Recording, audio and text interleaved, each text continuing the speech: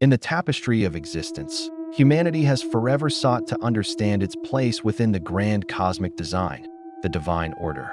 This quest leads us to the profound concept of spiritual rest, a state of harmony and alignment with the universe. Let's journey through the wisdom of ancient African spiritualities to explore this deep connection. In Igbo tradition, the universe is governed by Chukwu, the supreme creator.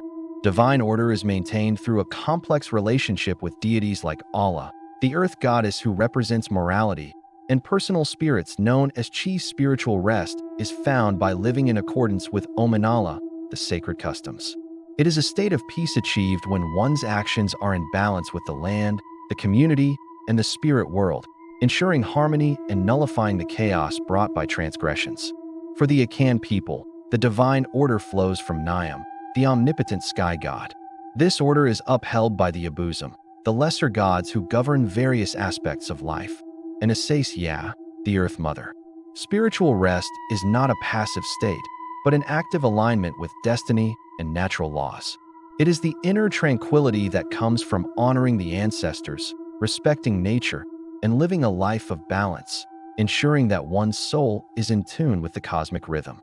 In the ancient Kemetic civilization of Egypt, the principle of Ma'at, symbolizing truth, balance, and cosmic order, was paramount.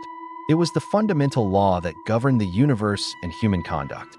Spiritual rest was the ultimate goal, achieved by living a life of integrity and justice. The journey to the afterlife, where the heart was weighed against the feather of Ma'at, was the final test. To achieve a state lighter than the feather was to attain eternal peace and become one with the divine order in the field of reeds. Across these cultures, we see a shared understanding. Divine order is the fabric of reality, and spiritual rest is the reward for living in harmony with it.